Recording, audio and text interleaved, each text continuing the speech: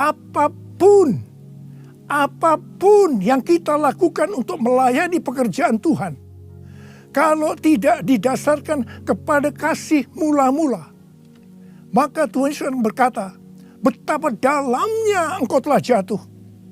Dan kita harus bertobat. Kalau kita tidak bertobat, Tuhan akan mengambil kaki dian kita. Artinya, kita akan dikeluarkan dari dalam kerajaan Allah.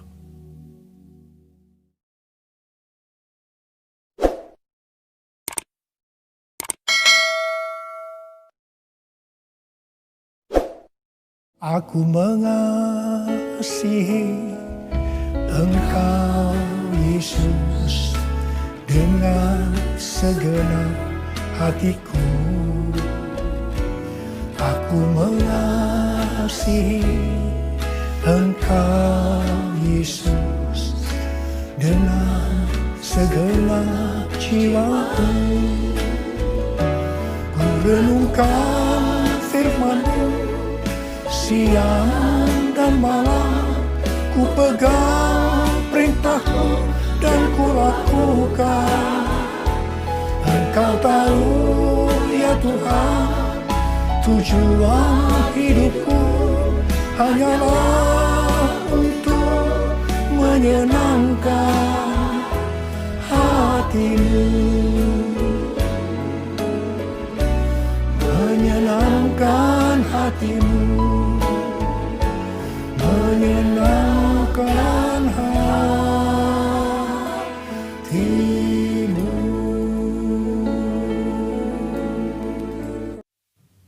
Shalom semuanya. Ketika Tuhan Yesus ditanya oleh murid-muridnya akan tanda kedatangannya dan tanda kesudahan dunia ini, maka salah satu dari tanda itu adalah penyakit sampar yang bisa kita sebutkan sebagai pandemi COVID-19. Jadi pandemi COVID-19 adalah bagian dari tanda kedatangan Tuhan Yesus di awan-awan untuk menjemput gerejanya.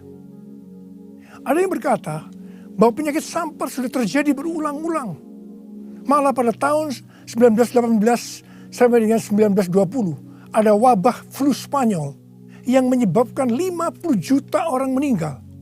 Tetapi Tuhan Yesus belum datang. Jangan-jangan setelah pandemi COVID-19, Tuhan Yesus juga tidak akan segera datang.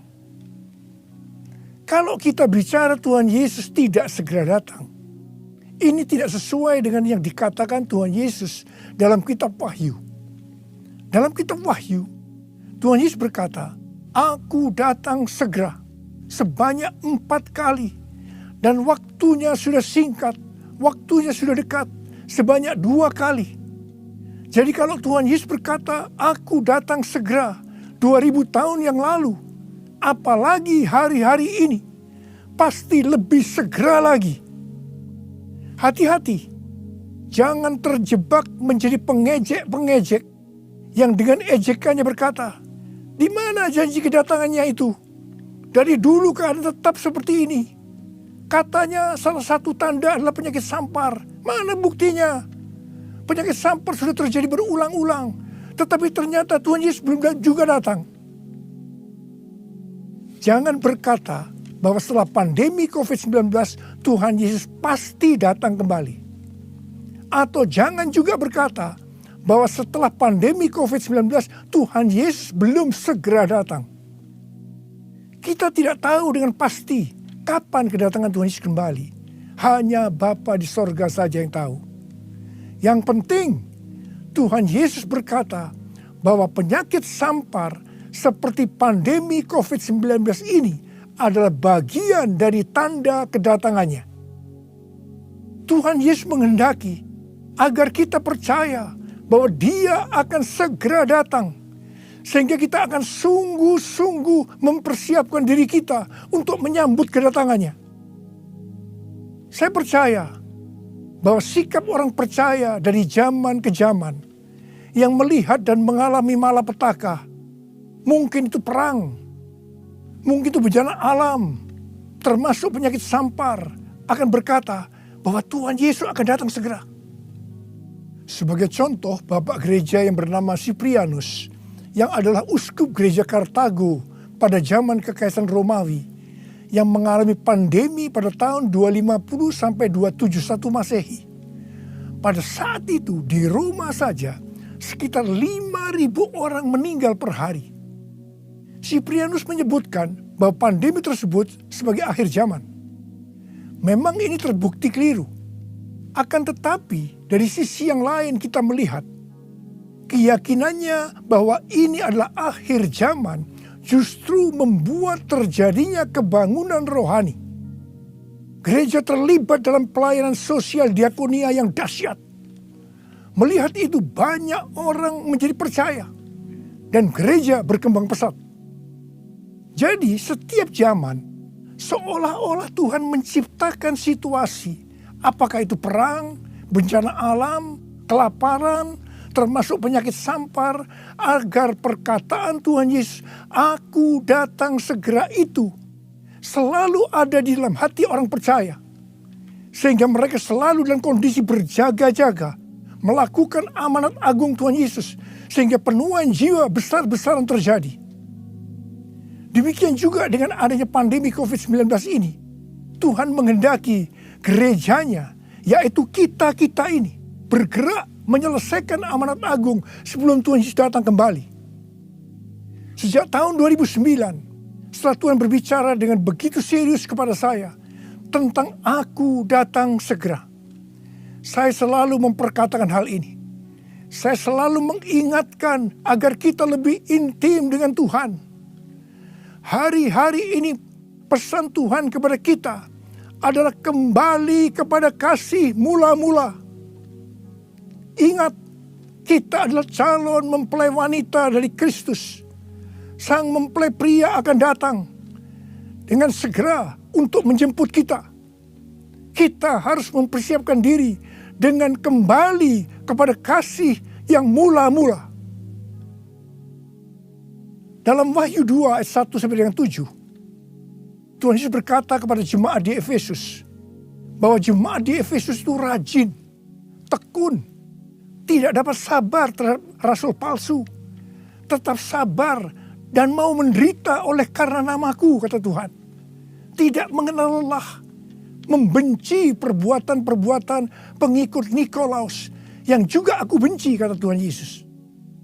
Pengikut Nikolaus mengajarkan bahwa percabulan tidak akan mempengaruhi keselamatan seseorang dalam Kristus. Ini adalah pengajaran sesat, karena kita perjanjian baru mengatakan hal yang sebaliknya, yaitu bahwa orang yang hidup dalam percabulan tidak akan mendapat bagian dalam kerajaan Allah. Kalau kita melihat ini, saya berkata bahwa jemaat Efesus ini jemaat yang luar biasa. Akan tetapi Tuhan Yesus melanjutkan dengan berkata, "Namun demikian, aku mencela engkau, karena engkau telah meninggalkan kasihmu yang semula. Sebab itu ingatlah betapa dalamnya engkau telah jatuh. Bertobatlah dan lakukanlah lagi apa yang semula engkau lakukan. Jika tidak demikian, aku akan datang kepadamu dan mengambil kaki dianmu dari tempatnya, jikalau engkau tidak bertobat." Mengambil kaki dianmu artinya mengeluarkan dari dalam kerajaan Allah. Kesimpulan dari pesan Tuhan kepada jemaat di Efesus, yang juga berarti buat kita semua, adalah apapun yang kita lakukan untuk melayani pekerjaan Tuhan, kalau tidak didasarkan kepada kasih mula-mula, maka Tuhan Yesus berkata, betapa dalamnya engkau telah jatuh. Dan kita harus bertobat. Kalau kita tidak bertobat, Tuhan akan mengambil kaki dian kita. Artinya, kita akan dikeluarkan dari dalam kerajaan Allah. Kasih mula-mula adalah kasih yang kita miliki pada saat kita baru bertobat dan percaya kepada Tuhan Yesus. Pada saat itu kita akan mengasihi Tuhan dengan segenap hati, dengan segenap jiwa, dan dengan segenap kekuatan kita. Pengalaman saya pada waktu itu adalah keinginan untuk selalu berdoa. Keinginan untuk memuji dan menyembah Tuhan. keinginan untuk membaca Alkitab, keinginan untuk hidup kudus, keinginan untuk melayani Tuhan.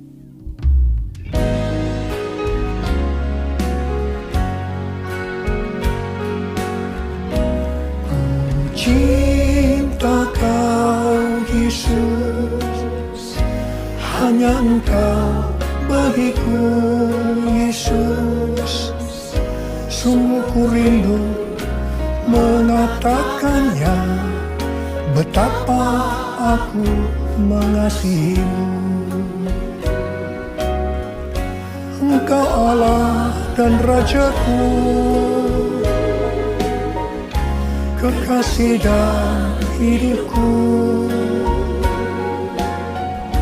Engkau segalanya bagiku. Ku bersyukur kepadamu. Ku bersyukur kepadamu. Ku bersyukur kepadamu.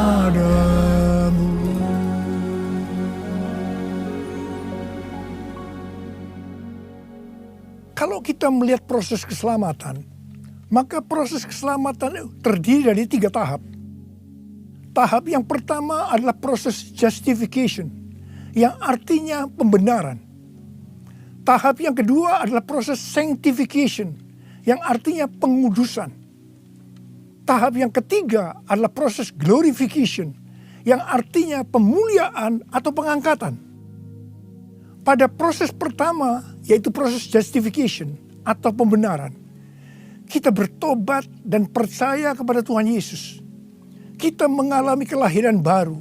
Kita mengalami kasih mula-mula. Setelah itu kita memasuki tahap yang kedua, yaitu proses sanctification atau pengudusan. Dalam proses ini, kita akan dikuduskan terus-menerus oleh Roh Kudus dan firman Allah. Sehingga kita menjadi serupa dengan gambarnya, yaitu menjadi murid Tuhan Yesus. Setelah itu, kita akan masuk dalam proses yang ketiga, yaitu glorification, yang artinya pemuliaan atau pengangkatan. Jadi, yang diangkat itu adalah mereka yang menjadi serupa dengan gambar Yesus, yaitu murid Tuhan Yesus. Pada waktu memasuki proses sanctification atau pengudusan ini, dengan berbagai macam alasan, kualitas kasih kita kepada Tuhan, yang tadinya penuh dengan kasih yang mula-mula, bisa berubah menjadi seperti yang terjadi pada jemaat di Efesus. Saya pribadi juga mengalami seperti yang terjadi pada jemaat di Efesus. Tetapi melalui pengudusan secara terus-menerus oleh Roh Kudus dan firman Allah, juga disertai dengan proses yang menyakitkan, saya kembali kepada kasih mula-mula sampai dengan hari ini. Haleluya. Saya akan bertanya kepada saudara, bagaimana kualitas kasih saudara kepada Tuhan? Saya mau mengajak saudara untuk melihat kualitas kasih kita kepada Tuhan melalui kitab Kidung Agung. Kitab Kidung Agung merupakan satu-satunya kitab di Alkitab yang khususnya membahas kasih yang unik di antara 2 orang mempelai, yaitu antara Salomo dengan gadis Sulam yang dipercaya dia adalah istri pertama dari Salomo. Karena beberapa nats penting dalam Perjanjian Baru melukiskan kasih Kristus bagi gerejanya dengan memakai hubungan pernikahan, maka kitab Kidung Agung dapat dipandang sebagai melukiskan kasih yang ada di antara Kristus dengan mempelainya, yaitu gerejanya, yaitu kita-kita ini. Sama halnya dengan iman kita yang harus bertumbuh. Demikian juga kualitas kasih kita kepada Tuhan harus bertumbuh. Secara sederhana, kitab Kidung Agung ini menggambarkan 3 tingkat kualitas kasih. Dan ini juga menunjukkan tingkat kualitas kasih kita dengan Tuhan. Tingkat kualitas kasih yang pertama terdapat dalam Kidung Agung 2 ayat 16 yang berkata, "Kekasihku, kepunyaanku.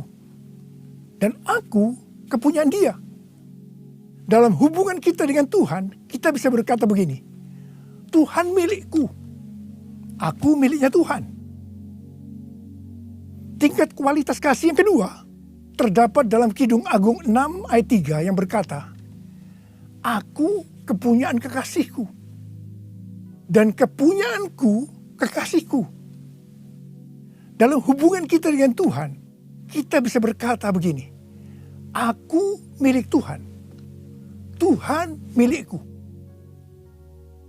Tingkat kualitas kasih yang ketiga terdapat dalam Kidung Agung 7 ayat 10 yang berkata, kepunyaan kekasihku aku. Dalam hubungan kita dengan Tuhan, kita bisa berkata, aku milik Tuhan. Tingkat kualitas kasih yang pertama bisa dikatakan ini adalah kasih yang egois. Karena yang dikedepankan itu, Tuhan adalah milikku, baru aku milik Tuhan. Maka yang selalu dipikirkan hanya soal diberkati. Jadi karena Tuhan milikku, berkati aku dong Tuhan. Biasanya jarang bertanya kepada Tuhan tentang apa yang dikehendaki Tuhan dalam setiap rencana atau langkah yang akan dilakukan. Jadi kalau dia punya rencana, langsung akan minta supaya Tuhan memberkati. Biasanya juga jarang menyinggung tentang apa yang harus kita lakukan untuk melayani Tuhan. Itu tingkat yang pertama. Tapi tingkat kualitas kasih yang kedua bisa dikatakan sebagai kasih bersyarat. Aku milik Tuhan. Tuhan adalah milikku. Sekarang yang dikedepankan adalah aku miliknya Tuhan. Baru setelah itu Tuhan adalah milikku. Berarti mulai ada satu peningkatan. Di sini mulai ada menyinggung tentang melayani Tuhan. Tetapi dengan syarat.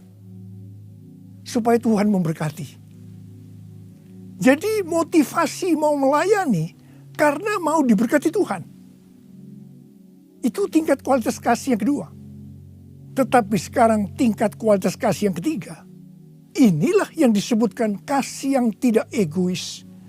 Kasih yang tidak mementingkan dirinya sendiri. Ini adalah kasih yang semula. Aku milik Tuhan. Titik. Tidak ada embel-embelnya lagi.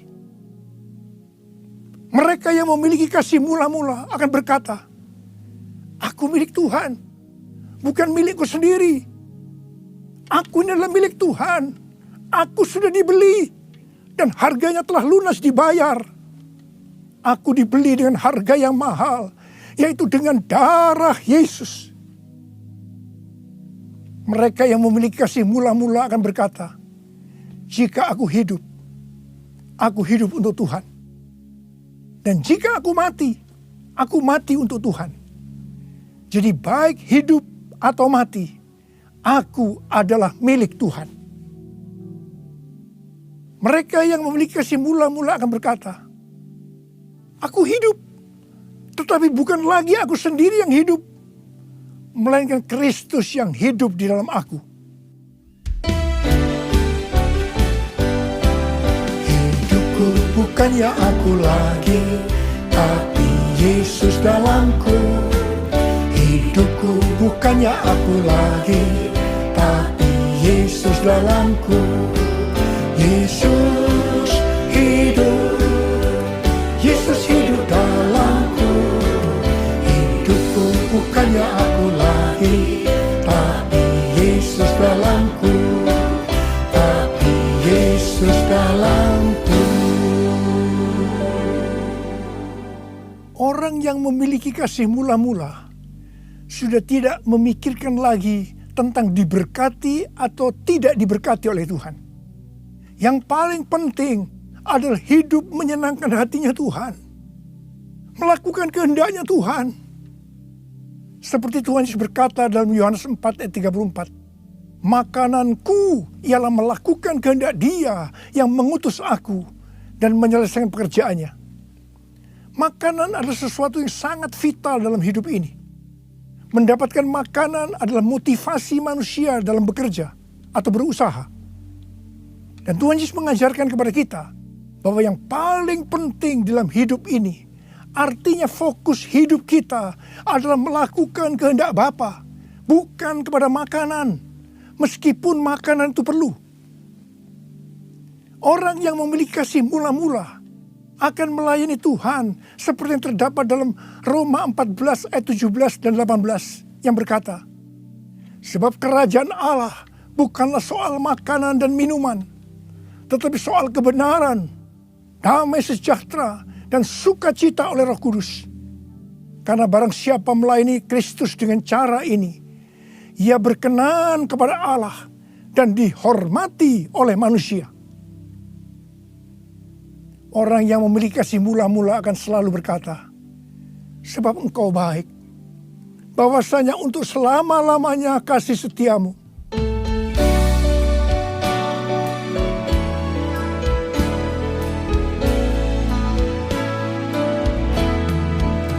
Sebab Tuhan baik, bahwasanya untuk selamanya kasih setianya.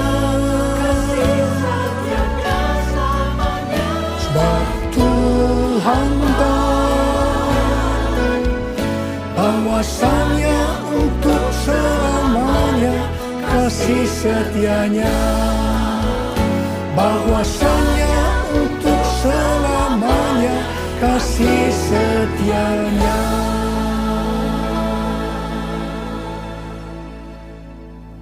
Pujian ini diajarkan oleh Daud dan terus dinyanyikan setelah zaman Daud.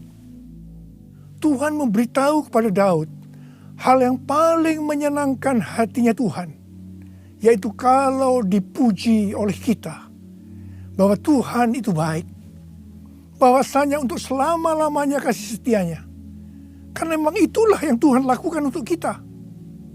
Jadi apapun masalah yang kita hadapi, nyanyikan terus pujian tadi. Orang yang memiliki kasih mula-mula akan berkata, aku tidak takut, sebab Tuhan menyertai aku. Aku tidak bimbang, sebab Tuhan adalah Allahku. Tuhan akan meneguhkan aku, bahkan akan menolong aku. Tuhan akan memegang aku dengan tangan kanannya, yang membawa aku kepada kemenangan.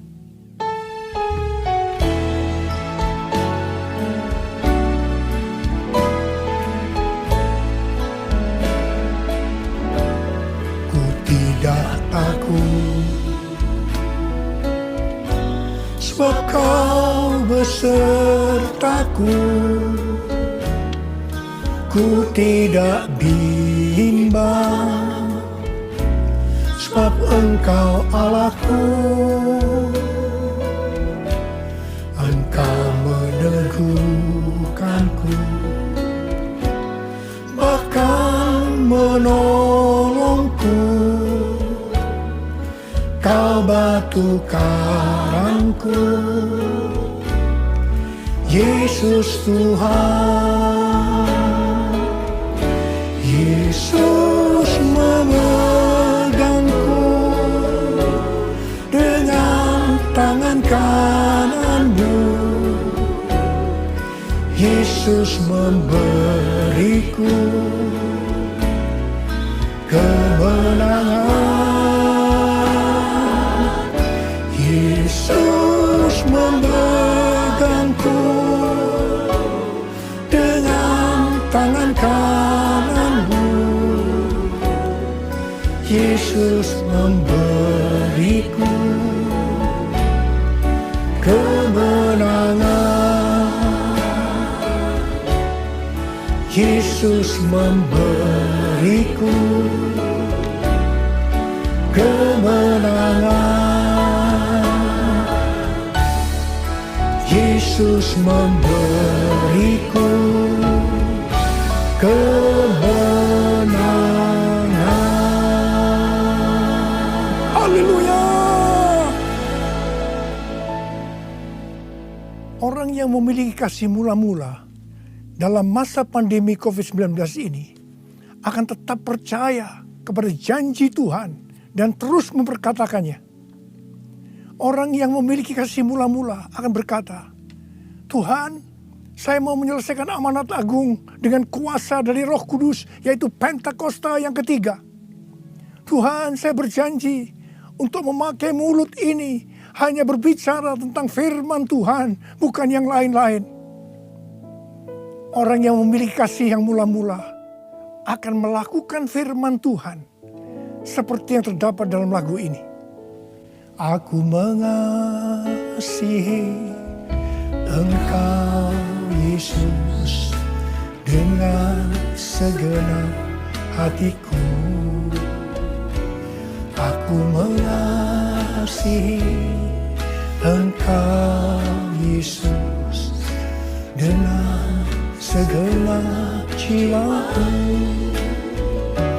Ku renungkan firman-Mu siang dan malam, ku pegang perintah-Mu dan ku lakukan. Engkau tahu ya Tuhan, tujuan hidupku hanyalah untuk menyenangkan hati-Mu. Menyenangkan hati-Mu, menyenangkan hati-Mu.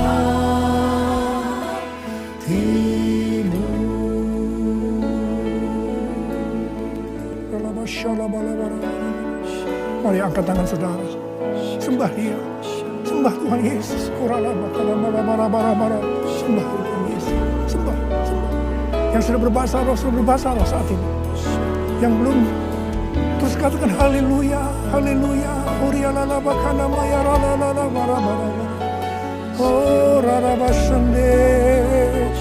Ikaralamayaralabalabalabalabalabalabalabalabalabalabala. Oralabalabalabala. Orialalabalabalabala. Oralabalabalabala. Oralabalabalabala. Orilebelabalabala. Hamba berdoa buat anak-anak-Mu di semua Tuhan.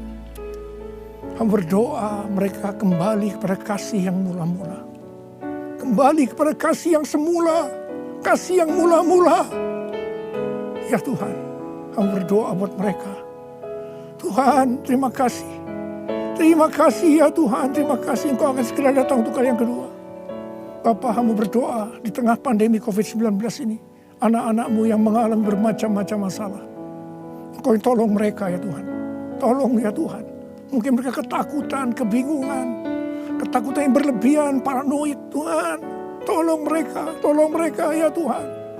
Yang terpapar dengan COVID-19 sakit Tuhan. Dalam nama Yesus, aku sekarang perintahkan COVID-19. Kau keluar.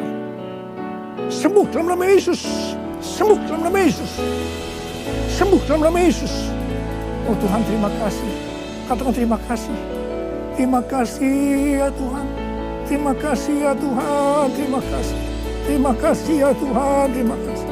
Oh rala bara bara bara bara. Terima kasih. Oh rala bara bara bara. Terima kasih. Dalam nama Yesus. Dalam nama Yesus. Amin. Terimalah berkat Tuhan. Kasih karunia berlimpah-limpah daripada Allah Bapa dalam anak yang tunggal Yesus Kristus. Persekutuan yang manis dengan Roh Kudus menyertai saudara sekalian mulai hari ini sampai Tuhan Yesus datang menjemput kita di awan-awan dan bahkan sampai selama-lamanya. Yang percaya bersama-sama katakan amin.